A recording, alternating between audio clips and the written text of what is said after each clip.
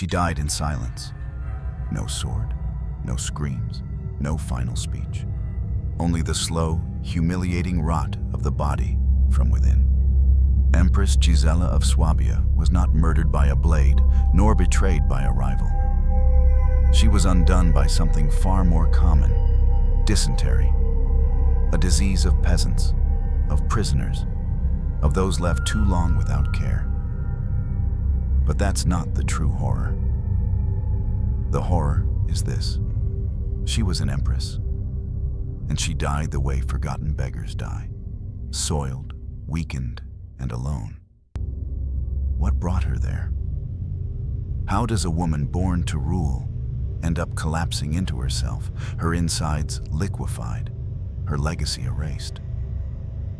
Today, we descend into the quiet decay of imperial power, into the story of a woman history barely whispered about, until the stench of her death became louder than her reign. Gisela entered the world not in darkness, but in the glare of 1,000 ambitions. She was born in the year 990, a daughter of two colossal forces.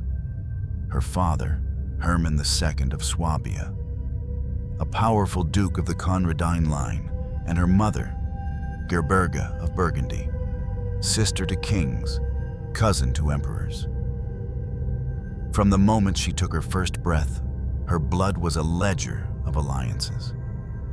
She was not born to live. She was born to link. In the courts of medieval Germany, daughters were not cherished for their voices, but their value. The treaties they could seal with a smile. The heirs they could birth in pain. Gisela was no exception. Before she learned to read, she was already a pawn on a map, a name in a dowry list, a thread in the loom of dynasties.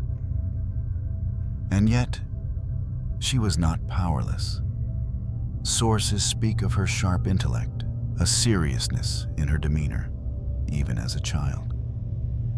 She watched more than she spoke. She learned the language of diplomacy not through books, but through dinner tables, whispered corners, and the weight of expectation hung around every gesture. But there was tragedy early. Her father died in 2003 when she was only 13. Her world shifted, and so did her value. Suddenly, she became more than a daughter. She became an asset, a widow's inheritance, a title waiting to be married off. At just 15, she was married to Bruno I, Count of Brunswick. He was older, militarily active, and had little interest in courtly games. They had children. They shared a roof. They fulfilled their duty.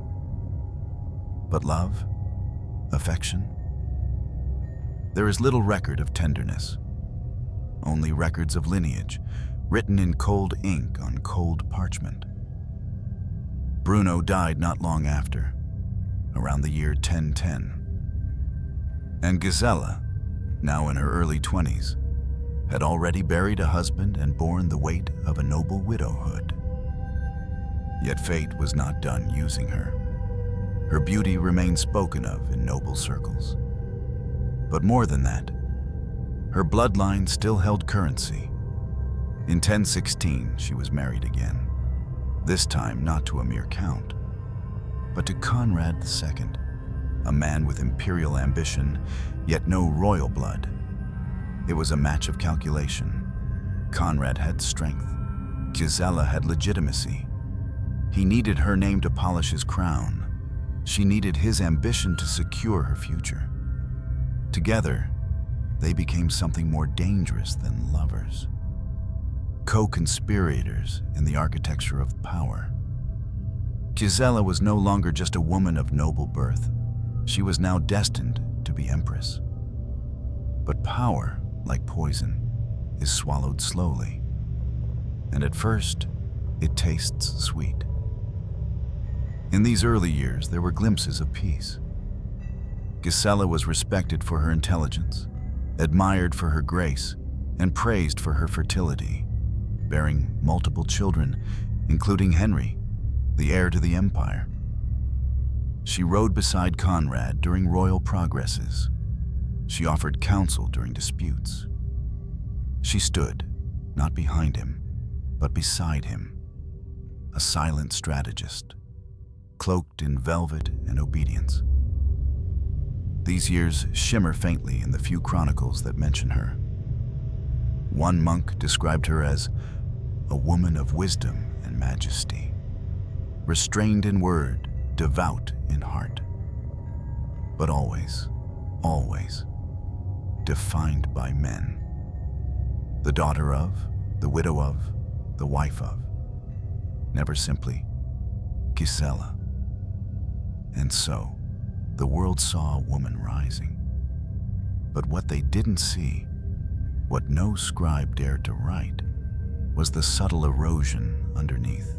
For even in youth, she bore signs of fragile health, recurring fevers, intestinal discomforts, and long absences from public view. In an age without diagnosis, without antiseptic, without understanding the bacteria that swam invisibly in tainted water, even an empress could fall prey to the diseases of the poor. But that was a worry for tomorrow. For now, she shone. An empress to be, a mother, a queen, a thread binding two realms. And yet, somewhere deep inside, beneath layers of silks and titles, a sickness was already stirring. Not of politics, not of betrayal, but of the gut. They called her the bridge between empires. But bridges crack, and wood rots, and flesh, too, begins its decay long before the fall. They placed the crown on her head with trembling hands, not because they feared her, but because they feared what she stood for. It was the year 1027. The crowd in Rome was suffocating. Candles melted onto the stone floor of St. Peter's Basilica, incense mixed with sweat, and outside the air reeked of horses and waiting. Conrad knelt first, then Gisela. Two figures cloaked in gold, but still flesh underneath. As Pope John XIX raised his hand, Gisela became Holy Roman Empress. The title pressed down on her skull like a second spine. Heavier than any crown was the knowing that this moment of grandeur was not hers. It belonged to the men behind her. The bishops, the scribes, the nobles who had brokered her marriage as one would trade silk across borders. She did not smile, not once. While Conrad bathed in the light of power, Gisela's gaze remained fixed, unmoving. There are no records of her words that day, only mentions of how composed she was. A word used when a woman obeys without faltering. But inside her, it is likely something shifted. From that day forward, she was no longer a noblewoman with influence. She was an institution, and institutions cannot cry. Yet even so, Gisela performed her role to perfection. She wasn't merely ornamental. She traveled with Conrad on military campaigns, served as co-regent when he left court, and was often the one to receive foreign envoys when her husband was at war. The people called her Mother of the Empire, not out of affection, but because she held it together. She oversaw grain supplies during famine. She negotiated with rebellious dukes. She even mediated ecclesiastical disputes between clergy who hated each other more than they feared hell. But all of it came at a cost. The more she bore, the less she slept. The more she spoke for others, the more silent her own name became. And then came the wars, not against foreign lands, but against flesh. Her body began betraying her with subtle acts of sabotage. She complained of gut pain, of fatigue, of fevers that came like whispers in the night. Physicians offered leeches, tonics, prayers. None worked. Because how do you heal a body when you do not understand that unclean water, not sin, breeds disease? And yet, Gisela did not stop. Even in pain, she continued to serve. Even as her insides weakened, she stood for hours in cathedral halls, overseeing charitable grants, negotiating property disputes, and ensuring her son, young Henry, would have an empire to inherit. Her body softened, her face paled. But her presence, they wrote, remained luminous, like a flame that refuses to flicker in wind. There is one moment, faint, almost forgotten, that gives us a glimpse of warmth, a record of Gisela singing softly to her son under a walnut tree, somewhere in Speyer. Just the two of them, no court, no crown, a moment not of empire, but of motherhood. The monk who observed it wrote, "Her voice was low, like the closing of a chapel door, gentle, but final." That was the only time she was described as happy. Not when crowned, not when riding beside kings, but when holding a child, hers, not the empire's. But empires are jealous gods. They take what they are owed, and in the shadows of her duties, her disease tightened its grip. Dysentery does not arrive like thunder. It creeps. It begins with the stomach, then the bowels, then the loss of fluids, then the unraveling of strength. But Gisela, ever the empress, refused to yield. For years, she lived in quiet, cyclical agony, always returning to court once the worst had passed, or seemed to. She would emerge thin, but composed, pale, but dressed. No one dared speak of her smell, or her weakness, because how could an empire admit that its queen was rotting inside? Behind closed doors, attendants began to notice. The sheets that needed changing twice a night, the blood that stained her gowns, the way she winced when taking a step and clenched her jaw to keep from groaning during Mass. Still, she endured. Because for a woman like Gisela, duty was identity. To stop serving was to vanish. And so, she wore her illness like armor, one that grew heavier with each breath. By the early 1040s, Gisela was no longer traveling. She remained in Speyer, where the palace halls had been lined with carpets to silence the shuffle of her footsteps. She was not yet dying, but she had stopped living. She had become a presence, a moving portrait, something people bowed to but no longer spoke with. The empire she helped hold together was shifting. Her son, now grown, had begun to take authority. Her husband, aging, relied more on her counsel, though less on her strength. And Gisela was already fading. Not in scandal, not in flames, but in silence. The slow disintegration of a woman erased not by enemies, but by a disease no one took seriously, until it was too late. Power never slips all at once. It leaks, drop by drop, until the vessel is empty, and no one remembers what it once held. For Gisela, the decline didn't begin with rebellion or public disgrace.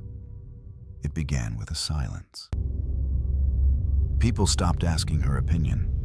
Clergy began addressing letters to Conrad only. And her son, Henry, the boy she once sang to under walnut trees, now responded to her words with nods, not questions. No one took anything away from her. They simply stopped coming to her. At court, her presence remained. She still attended councils. She still sat in the high-backed chair beside the emperor. But it was like watching a statue breathe. The courtiers whispered, "She's ill. She's aged. She doesn't speak as sharply anymore." They mistook exhaustion for weakness, silence for senility. What they didn't understand is that pain narrows the world. It robs you of timing. It dulls your words and wraps every decision in a layer of fatigue. But Gisela heard them. And worse, she agreed with them. Not out loud, but in the quiet hours, when her chamber was dim and the wind scraped the shutters, she began to believe that maybe her time was done. Maybe the crown no longer had space for a woman whose bones ached with every motion, whose intestines twisted with every meal. And yet, even as her world shrank, one last chance came. In 1039, Conrad II died. Her husband, her partner in governance, in calculation, in legacy, was gone. The empire mourned, and for a brief moment, all eyes turned to her again. But they didn't ask for counsel. They didn't seek her blessing. They asked, "Where will he be buried? What will she wear to the funeral? Would she step aside for Henry now?" And so, even in widowhood, she was ornamental, a page in someone else's chapter. Young Henry III ascended to power that same year. He was educated, devout, and fiercely independent. And while he did not reject his mother outright, he ruled as if she no longer existed. He reorganized court, replaced long-serving advisors with his own, and subtly moved her chamber further from the center of political activity. One chronicler wrote, "The Empress Dowager was seen less and less, and when seen, she seemed less." What cruel phrase. She seemed less, as if pain made her smaller. But history is not kind to women who fade instead of fall. There are no legends written for those who die slowly. In Speyer, the city where she had once overseen charities and grain storage, she now lived like a guest in her own legacy. Her attendants were fewer, her letters unanswered, and her days marked not by court events, but by the schedule of her symptoms. Dawn, dry mouth, aching gut. Midday, attempts to eat, followed by cramps. Evening, chills, bloody stool, fever dreams. Night, sweat-drenched sheets, changing linens, 2 candles always burning beside the bed. Her doctors had little to offer. They prescribed wine, boiled herbs, prayers. They lanced nothing. They cleaned nothing, because they understood nothing. And dysentery, relentless as tide, continued its erosion. Some days she would feel strong enough to walk the cloisters. Others, she couldn't lift her head from the pillow. She became known among servants as the quiet one with shaking hands. Not empress, not regent, just a patient. And while her body failed her, so did the church she had once upheld. Letters requesting additional funds for nuns' hospitals were ignored. Land disputes she had once mediated returned in chaos. And bishops whom she had helped elevate no longer bowed in her presence. She was not excommunicated, not publicly defamed. No crime had been committed. But power, when it leaves no marks, only emptiness.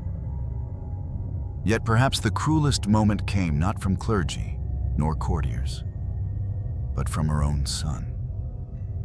When he moved the imperial court away from Speyer permanently, he left her behind. No proclamation, no farewell, just relocation. The crown she helped polish now shone without her reflection.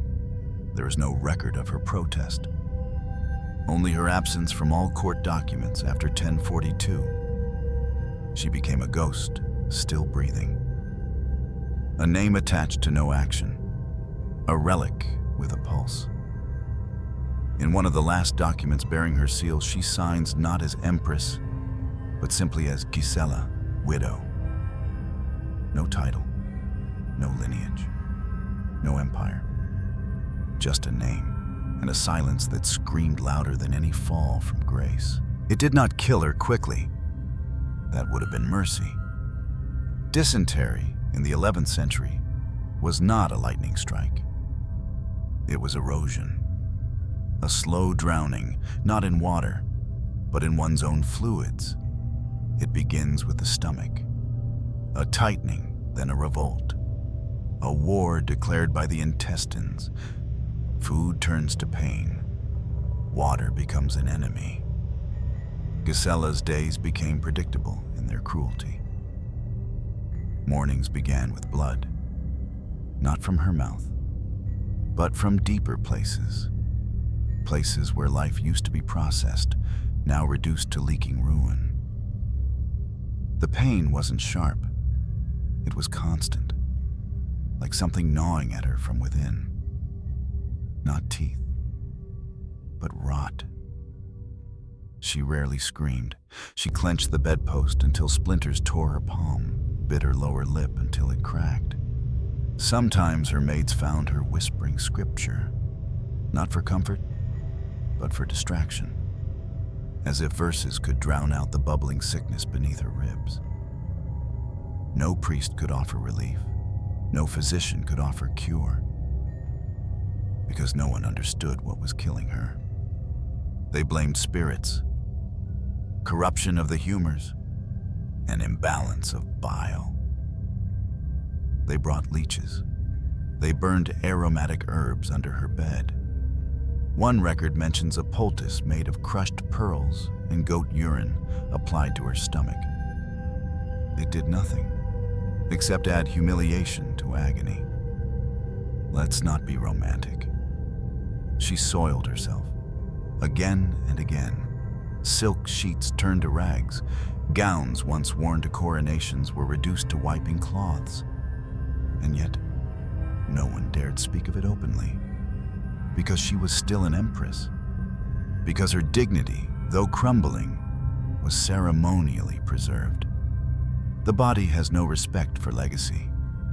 Gisela's skin turned pale, then yellow. Her eyes, once described as clear as the Danube, grew sunken and glassy. She lost weight not in pounds, but in presence. Her cheekbones became knives beneath the skin. Her hands trembled like withered leaves. And the worst part? She knew. There is something terrifying in a mind still sharp, trapped in a body collapsing. She once whispered to her maid, "God has turned my insides to water." As weeks passed, she stopped eating. Not by choice, but because her body refused all gifts. Even holy bread made her retch. Even broth prepared by monks triggered spasms. She lay curled in fetal position, wrapped in damp linens. Not regal, not maternal, just dying. And yet, some nights she rose, dragged her decaying frame to the window, watched the moonlight, listened to owls, and thought, perhaps, of the days when she was called Mother of the Empire. Those nights were colder than any fever, because they reminded her that memory does not heal. It only echoes. Her servants began lighting incense, not for spiritual reasons, but to mask the smell. Putrefaction had begun before death arrived. One monk dared to write, "There was the odor of decline, sweet and sickly, like meat kept too long in winter." Modern medicine would tell us this. She likely died from amoebic dysentery, caused by parasites entering her intestines through contaminated water or hands. She would have suffered severe abdominal cramping, dehydration to the point of organ failure, chronic bleeding from ulcerated intestines, and finally, septic shock. Her heart didn't stop from sadness. It stopped because her body had become a battlefield and she had no white flag left to raise. In the final week, she spoke less. Her voice, once strong enough to mediate between kings and abbots, now cracked like dry parchment. Sometimes she mistook the maid for her younger self. Sometimes she whispered her husband's name, though he had died years ago. But mostly, she just looked at the wall. A blank gray surface, more consistent than any human in her final days. One morning, she asked for a mirror. No one gave it to her. They feared what it might do, not to her, but to themselves. Because how does one look into the eyes of a woman who once ruled an empire, now hollowed by filth and fever? And then she stopped breathing. No outcry, no final gasp. Just a long exhale that never came back. She died not at war, not in childbirth, not by the sword, but by dysentery, a disease of forgotten prisoners, of starving beggars, of those no longer protected by power. But here lies the horror. No one came running, because by the time death arrived, she had already vanished. They say fever is the poor man's madness. But for Gisela of Swabia, it was a royal unraveling. A slow tearing of the curtain between memory and delusion, between past and present, between the world outside and the one forming inside her skull. The body breaks first, then the mind follows. And when it does, it doesn't scream, it whispers.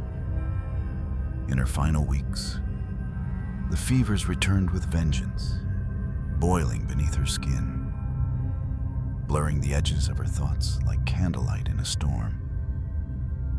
At first it was small things, forgetting what day it was, calling servants by names long buried.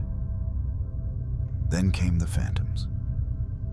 She would look across the room and see her father, Duke Herman, dead for decades, sitting in the corner, smiling, silent. She asked him why he never came to her coronation. She asked if he was proud. Other nights, she called out for Bruno, her first husband, the man she had buried so young, whose face she barely remembered. Once, she whispered, "Am I still a wife if they all leave me first?" And then, she spoke to the empire itself. Not the people, not the court, but the crown. One servant recorded her mumbling to her own pillow, "You used me. You wore me. Now you drop me like rusted mail." The words made no sense to the maids, but to Gisela, they were gospel. At some point, she stopped distinguishing between chambers and churches, between walls and wilderness. She believed she was in Speyer Cathedral, not her bedchamber, and she begged to be buried near Conrad, even though no such promise had been made. She accused nuns of stealing her breath. She cried at shadows that reminded her of tapestries long since removed. But the worst was not what she saw. It was what she remembered. The warmth of her son's hand as a child, before it turned cold with politics. The singing of peasants in the fields below her balcony, back when she still stood on her own. The silence of coronation night, when she realized the crown had weight but no comfort. Memories didn't soothe her.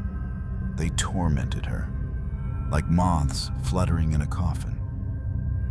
Sometimes she laughed, but not from joy, from dissonance.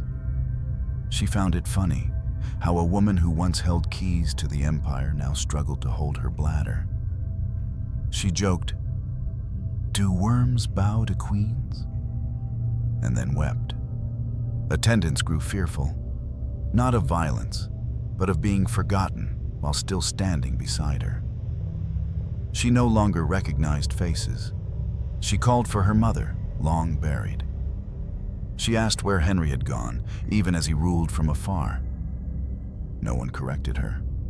There was nothing to correct. Only decay to attend. The room began to change, not literally, but in her mind.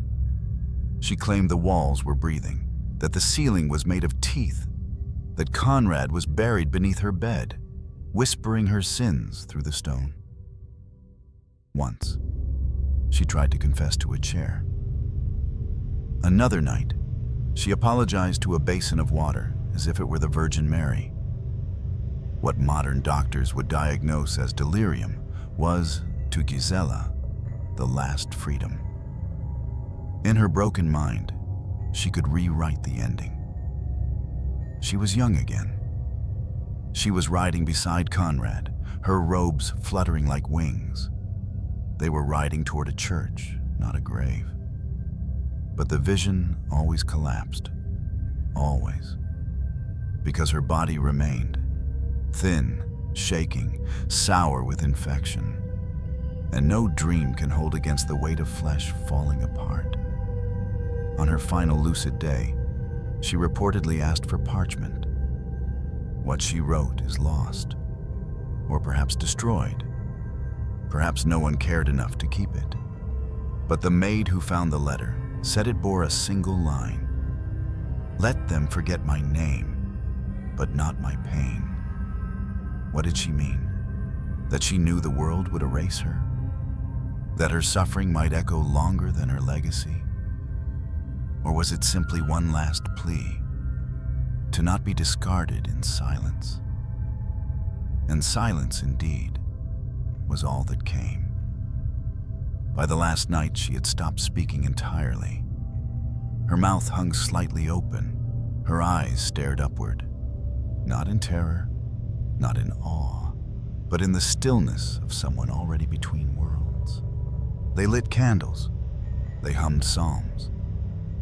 But she didn't hear them. Or if she did, she mistook them for the wind. Because Gisela was no longer there. What remained was memory and skin. A mind that had already walked too far from the world to be called back. There was no final prayer. No gathered court. No soft hand in hers as she passed. Empress Gisela died sometime in the early hours. Between one cough and the next, between one fever dream and the grave. And no one noticed. Not right away. The maid who entered that morning expected the usual ritual. A fresh cloth for her forehead, a basin to clean the sheets, a prayer whispered half out of duty. Instead, she froze. The room was too still. Even the candles burned lower than usual, as if the air had lost its will to breathe. Gisela's body lay on its side, curled into itself. Not graceful, not imperial. Her nightdress was soaked through, with sweat, blood, and something else darker. Her mouth was open. Her eyes were not shut, not wide, but hollow. They say a body tells its story after death. Gisela's told a grotesque one. The skin around her abdomen had turned purple-black, the veins near her thighs green with rot. The sheets beneath her were discolored, and the smell, not of death, but of something dying too long, kept too long, denied dignity too long. The servants did not cry. They simply covered their noses, opened the windows, bowed quickly. She was, after all, still an empress. Even if her room now smelled like a butcher's waste barrel, there was no urgency, no procession. Because when a person has been dying for months, their final breath is not a surprise. It's a formality. They washed her body, not with reverence, but with caution, because skin that soft tears, because liquids leaked when they moved her. From where, they couldn't say, but it stained the floor. Her hair, once the color of riverstone, was now brittle and sparse. Her fingernails were tinged blue.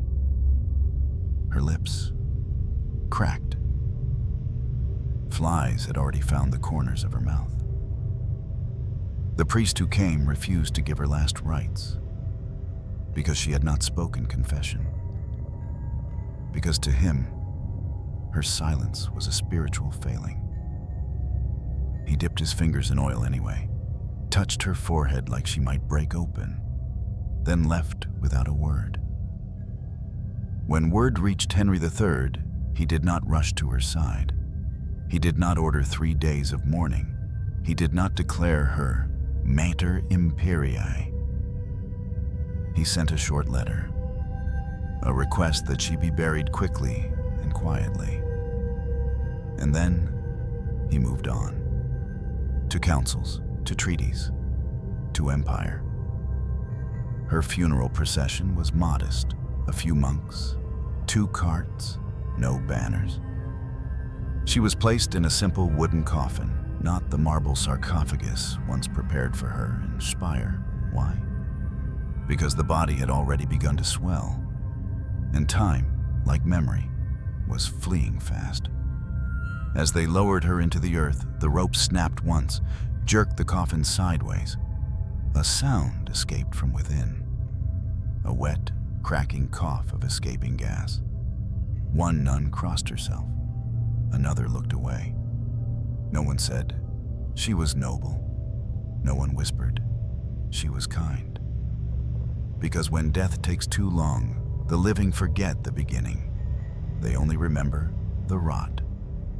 In the crypt, her coffin sat beside that of Conrad, but lower, unmarked for months, until a stone was added. Gisela, consors regni, partner in rule, not empress, not mother, just a shadow word, a title that sounded more like an apology. And that should have been the end. A quiet, undignified death, a fading into stone, a footnote in someone else's reign. But Gisela's body, even in death, refused silence. Weeks later, visitors to the crypt complained of the smell. The monks argued it was from rotting wood. But one admitted, it leaks.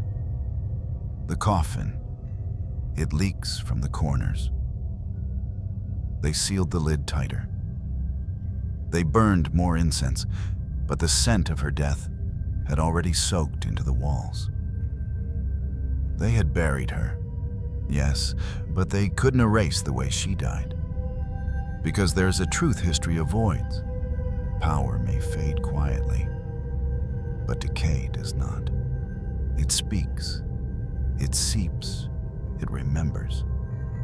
And sometimes the last scream is not heard from the mouth, but from the stench that outlives the crown. Empires don't pause for grief. They shift, they adjust, they absorb death like dry earth swallows blood. Quietly, completely. In the weeks following Gisela's burial, nothing changed. No royal mourning period, no court decree, no statue commissioned. The Holy Roman Empire moved on as if she had never ruled beside its king, as if she had never held its seal, bore its heir, negotiated its wars, tended its famines. Henry III, now fully enthroned, did not speak her name in his first address. Not in gratitude, not even in passing. He had learned much from her, how to govern, how to project strength, how to bend the church without breaking it. But in power, memory is not rewarded. It is buried. He distanced himself from her era, from her policies, from her legacy, because to honor her was to remind everyone that he had once been someone's son. And sons don't rule, emperors do. The clergy who had once courted her favor now rewrote their loyalty. New bishops were appointed. Old alliances dissolved like wax in sun. One monk, in a private letter, admitted, "She was the mother of order, but we no longer need order, we need flame." Gisela had been stability. Henry wanted transformation. She was a bridge. He wanted a wall. In monasteries she once funded, her name was removed from dedications. Altarpieces were repainted, donor lists revised. Even her signature on legal decrees was replaced by new charters, new initials, new ink. As if the parchment itself refused to remember her. In Speyer, the city she once held together during years of plague and hunger, no bells rang for her death. No annual mass was instituted. Her grave remained unadorned, tucked behind larger tombs of louder men. Visitors asked who she was. The monks shrugged. "A wife," they said. "A queen, never. A co-ruler. A strategist. A mind of state." And yet, for those who had known her, the handful of old attendants, the scribes now too arthritic to hold quills, there was a silence that stung. They remembered the woman who used to sit at the edge of war councils, who mapped grain routes with a fingertip, who once knelt beside a sick child in a flooded village while nobles debated feasts. They whispered about her at night, but never aloud in court. Because memory and power is a dangerous thing. It reminds us that even giants fall from within. It wasn't that they hated her. It was worse. They found her irrelevant. Gisela had not died a villain. She had died a burden. And burdens are left behind when the empire marches forward. In time, even chroniclers forgot to include her. In some histories of the Salian dynasty, she is given no more than a footnote. Conrad's wife, Gisela, died 1043. No cause, no contribution, no collapse, just a name between commas. Her son would go on to be praised as one of the most effective rulers of the early empire. He reformed the church, centralized authority, outmaneuvered the nobles. But his clarity came at the cost of forgetting her chaos. He learned not only to rule, but to erase what didn't serve the narrative. And his mother's sickness, her slow decline, her political importance now gone limp with illness, was not a story worth telling, not to scribes, not to Rome, not to the legacy he was building. But the people, some remembered, in whispers. In the corners of convents she once protected, in the stories passed between servants whose mothers once washed her linens. They told tales of a queen who used to carry a crucifix carved from cherry wood, who never yelled, but could silence an entire room with a glance, who smiled only once a year. But when she did, it felt like spring returning to a stone fortress. Yet even these stories faded, because the empire did not write in warmth. It carved its history in stone, and Gisela had turned too soft by the end to leave a deep mark. In the generations that followed, her name became a test of knowledge, not reverence. Scholars debated whether she had ruled in any true sense. Some claimed she was merely ceremonial. Others argued she was the first to understand that true influence does not shout, it whispers from behind the throne. But they were all guessing, because the woman herself, the one who bled and broke, was long gone. Not just dead, forgotten. What remains of a life like Gisela's? No writings, no journals, no confessions in her own hand. Only traces, scattered, secondhand, contradictory. Some say she ruled. Others say she merely stood beside power, not within it. The truth lies in the gaps, and that is what makes her so haunting. Centuries after her death, historians attempted to reconstruct the woman beneath the crown. But the sources are brittle, fragmented, biased. A few monastic records describe her as wise, temperate, obedient. Words that sound more like a nun than a ruler. Her political involvement? Rarely mentioned, always framed as support, never as authorship. Even though we know, from imperial records, from witness accounts, from treaty signatures, that Gisela was present during nearly every major decision of her husband's reign. But presence is not authorship, not in the eyes of male scribes. One historian from the 19th century wrote, "Gisela was like the moon beside the sun of Conrad, bright only by reflection." It was meant as praise, but it was poison, because it reduced her entire existence to a glow borrowed from a man. And yet, if that were true, how do we explain her role in imperial diplomacy? Her management of estates, her appearances in royal charters, her documented presence in negotiations with the papacy. These aren't shadows. They're fingerprints. Still, others argue she was too quiet to matter. That had she wielded real power, history would have shouted her name. But power, in Gisela's time, was not always shouted. Sometimes it whispered in corridors, breathed behind curtains, signed its influence in someone else's name. And perhaps that's why she vanished. Because she never demanded remembrance. She just did the work until her body broke, until her name dissolved. Modern feminist scholars see Gisela differently.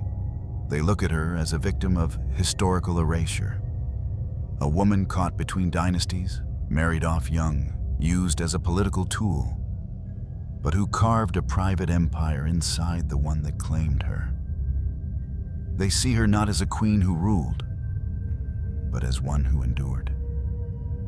And in endurance, they argue, there is a kind of sovereignty, not in decrees, but in silence, not in armies, but in staying through illness, neglect, abandonment.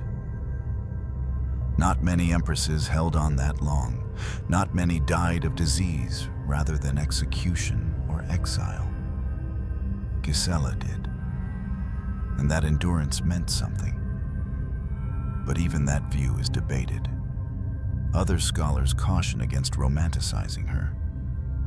They argue that the lack of records proves what it seems to, that Gisela was obedient, useful, and then discarded because she never truly held the reins. They say, if she mattered, we would know. If she led, someone would have followed. But perhaps they misunderstand what a woman's legacy looks like in a world built to forget her. There's also the question of her final years. Were they truly tragic? Or simply the natural end to a life lived in service? Some frame her death as dignified in its simplicity. Others see it as a grotesque injustice, a queen dying like a peasant, her body leaking into stone, her grave left nameless. One medievalist wrote, "Gisela died the way most women die in history. Not in flames, not in glory, but in a bed no one cared to remember." That sentence has echoed in papers, conferences, debates. Because it says something not just about Gisela, but about how we write history. We celebrate conquest. We preserve bloodshed. We crown loud voices and violent ends. But what of the quiet ones? What of the women who held kingdoms together with soft hands, who negotiated peace not with swords, but with patience? Where are their statues, their stories, their names? Maybe Gisela's greatest tragedy is not that she was forgotten, but that she was remembered incorrectly, as weak, as ornamental, as a space filler between rulers, when in truth, she was the thread that bound dynasties, held sons to fathers, empires to God. She lived in the margins, and when she died, history wrote her there permanently, not out of cruelty, but out of habit. Because we don't expect queens to suffer, and when they do, we look away. There is no consensus, only questions, only echoes. Who was Gisela? A ruler? A wife? A symbol? Perhaps the better question is, why did we stop asking sooner? There is no statue, no stained glass window, no fresco bearing her face. If you walk through the Imperial Cathedral of Speyer, you'll find the tombs of emperors, carved in stone, raised above the floor like thrones lying down. Conrad II lies there. So does Henry III. But Gisela of Swabia, the woman who stood beside them in life, lies in a stone box beneath their feet, unmarked, unadorned, swallowed by silence. A small plaque was added centuries later. Gisela Regina, consors regni. Queen Gisela, partner in rule, not empress, not mother, not co-ruler, partner. A word that sounds equal, but always comes second. Tourists pass her grave daily. Most don't stop. Their eyes follow the plaques for Henry, for Conrad. Names with legends, faces carved in glass and gold. Gisela's name is etched in stone so lightly, it fades in the midday light. There are no offerings, no flowers. No candle ever stays lit for long near her tomb, as if even flame hesitates to remember her. In some corners of the cathedral, you can find remnants of her time, a fragment of embroidered altar cloth, a faded signature on a church donation. But they're not labeled hers. They're attributed to a royal woman, a benefactor, a handmaid of the Virgin. Her face has been lost. No portrait survives, no likeness remains. Even the tomb effigy that once marked her grave was replaced during renovations. Not restored, removed. In a dusty museum room nearby, there stands a statue of an unnamed queen. Head bowed, hands folded, carved from gray stone. Some say it was modeled after Gisela. Others say it's just an artistic interpretation. No one knows for sure. No one ever checked, because no one thought it mattered. And yet, the space she occupied still speaks, if you listen carefully. In the hollow echo of cathedral steps, there's a sense of something missing. Not visibly, but spiritually.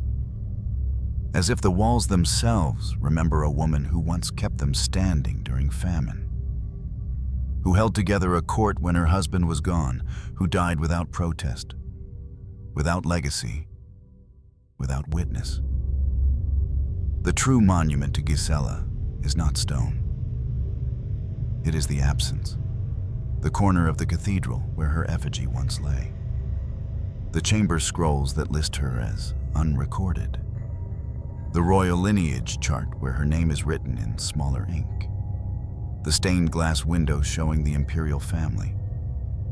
With her figure placed a step behind, her face turned away.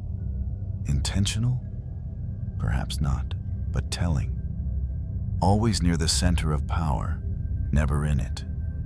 One historian visiting Speyer wrote, "Her grave is not quiet, it mourns itself." There's truth in that, because when you stand before it, you feel no reverence, no echo of triumph, only a strange heaviness, as if the stones know they buried her twice, once in earth and again in memory. Elsewhere, in convents she once protected, there are still whispered stories, not in books, not in sermons, but among the elderly nuns who pass along quiet tales. They say Gisela walked barefoot during Lent, despite her rank. They say she refused to wear jewels after Conrad died, that she asked to be buried with no gold, no relics, only a wooden cross and a clean cloth. If true, then she got her wish. But maybe she expected more. Maybe she thought the empire she held would hold her in return. It didn't. Not in sculpture, not in song, not in stained glass. Just a stone slab with her name half erased by centuries of rain and royal footsteps. And yet, her absence says more than monuments ever could. Because when we forget the quiet ones, we reveal what kind of power we truly value. Those who shout, those who kill, those who burn brightly and then are buried with banners. Gisela did none of that. She governed, she endured, she rotted slowly, far from thrones and chance. And now her grave lies like her legacy, undisturbed, unattended, unnoticed, but not unimportant. They called her consors regni, partner in rule. But in the end, Gisela of Swabia ruled nothing. Not her death, not her legacy, not even the ground that now covers her bones. She gave her name to an empire, her body to childbirth, her mind to negotiation, her silence to survival. And what did she receive?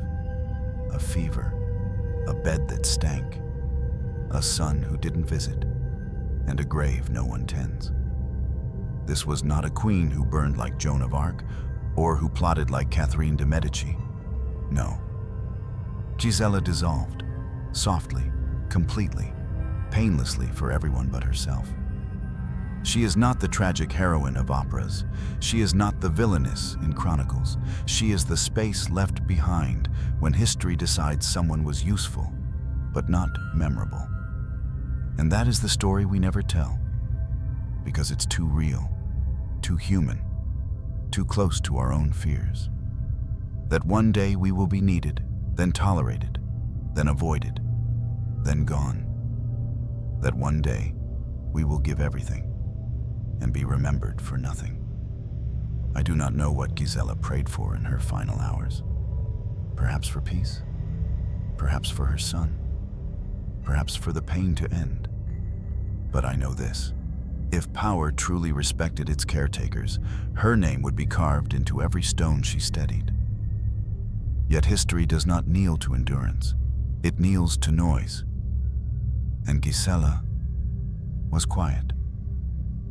And so, this is not just her story. It is a warning that in every great empire, beneath every golden crown, there are fingers bloodied from holding it upright. Fingers that will never be remembered, but were once indispensable. The Empress died. The empire lived. But somewhere deep in its foundation, a stone cracked, and no one saw it happen.